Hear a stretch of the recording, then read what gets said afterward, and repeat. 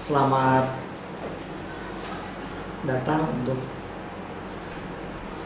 peserta didik baru yang diterima pada tahun pelajaran 2020-2021. Selamat dan sukses karena Anda semua telah bisa bergabung dengan kami untuk belajar di SMA 4 ini. Materi yang akan saya sampaikan adalah pengenalan kurikulum 2013. Sebetulnya kurikulum 2013 sudah tidak asing lagi karena sudah 100% kurikulum ini dilaksanakan secara nasional di seluruh Indonesia. Saya mengawali perkenalan ini mulai dari muatan kurikulum yang isinya merupakan daftar mata pelajaran. Ini mungkin nanti secara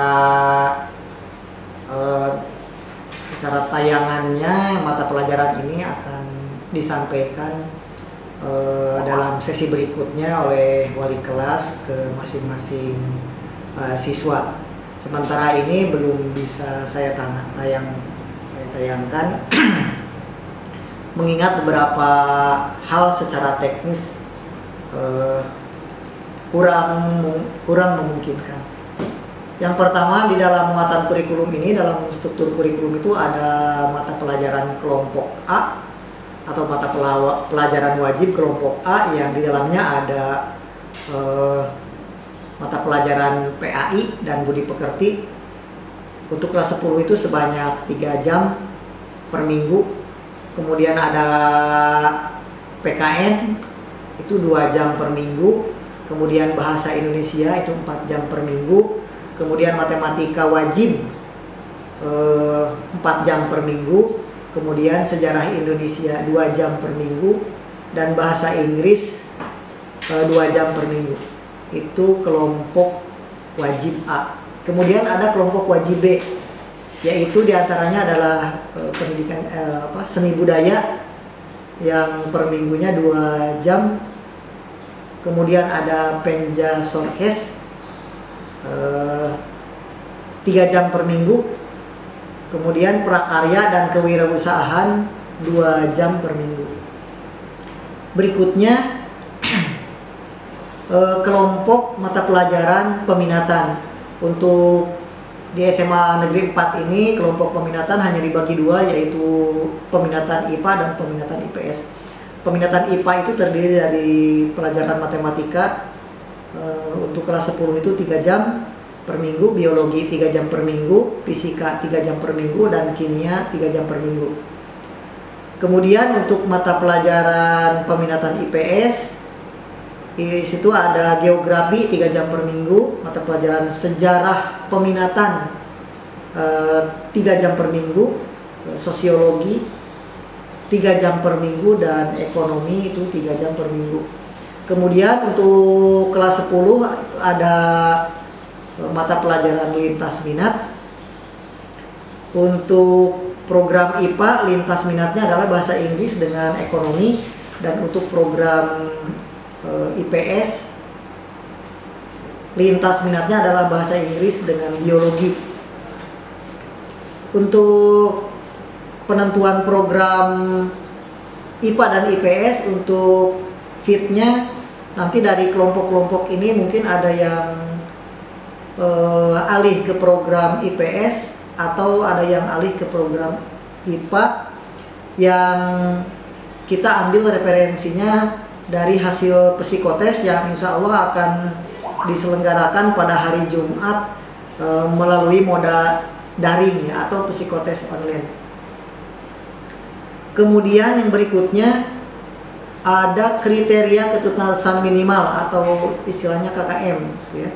KKM di SMA Negeri 4 ini minimal untuk kelas 10 itu di semester pertama adalah 75.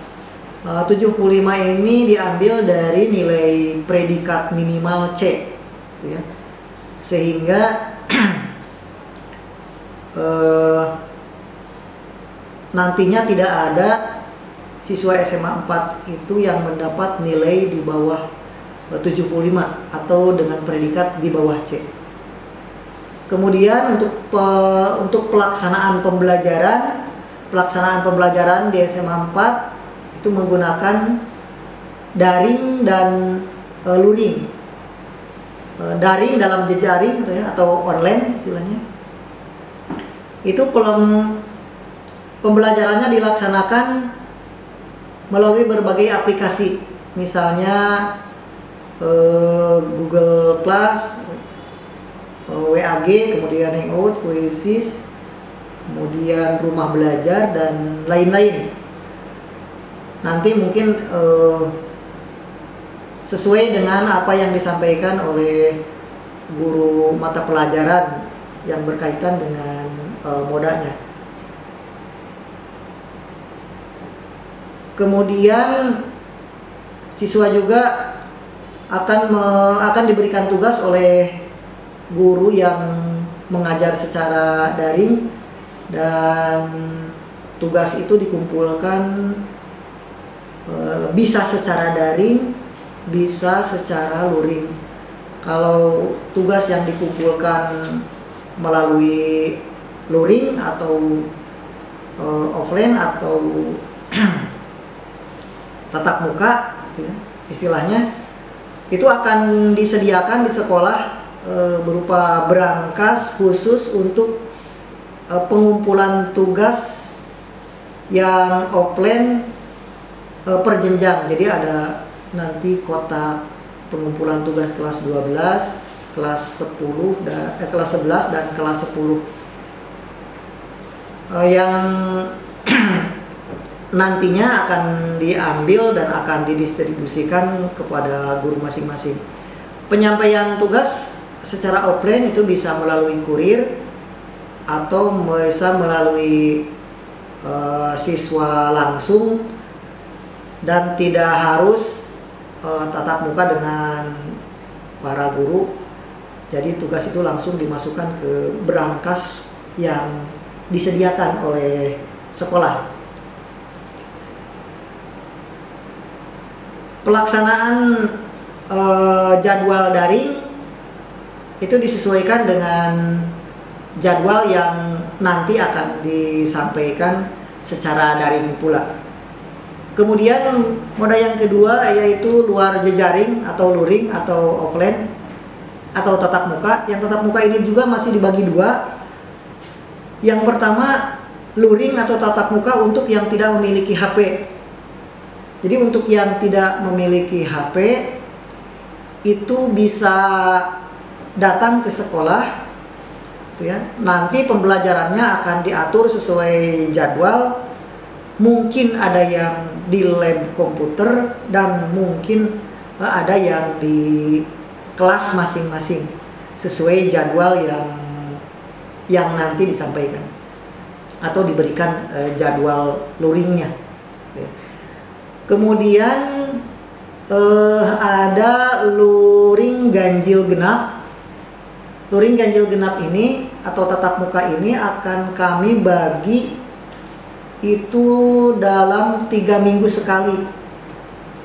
Misalnya kami merencanakan bahwa awal Agustus untuk kelas 10 itu tatap muka, ya. Yang kelas 11-12-nya tetap daring. Minggu kedua bulan Agustus itu kelas 2 yang luring, yang tatap muka. Jadi kelas 1-nya daring. Kemudian kelas 12 juga daring. Kemudian minggu keempat itu kelas 10 daring, kelas 11 daring, dan yang tatap muka adalah kelas 12. Jadi dalam 3 minggu itu direncanakan 1 kali tatap muka dengan sistem ganjil genap. Artinya dibikin 2 shift, ya.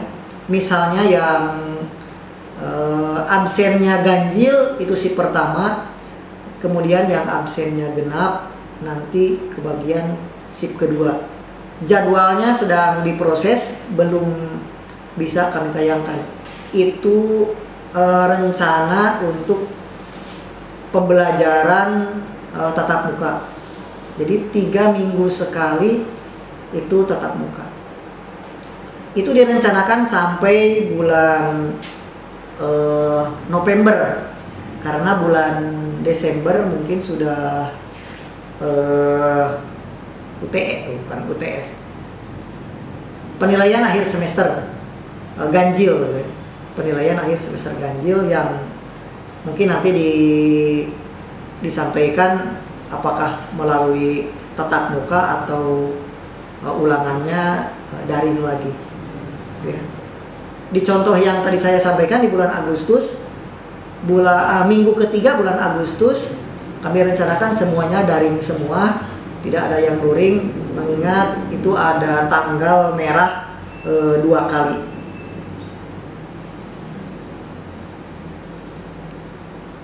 Pelaksanaan pembelajaran tatap muka itu sesuai dengan jadwal tatap muka. Jadi selama seminggu full itu siswa masuk sesuai jadwal. Kemudian jamnya juga sesuai jadwal, mulai jam 7 sampai jam 15.40. Pelajarannya berarti berjumlah nanti 42 jam pelajaran dalam seminggu. Kemudian untuk penilaiannya, penilaian di kurikulum 2013 ini sudah ditentukan berdasarkan Permendikbud, yaitu untuk penilaian pengetahuan itu 80% pengetahuan dan 20% karakter.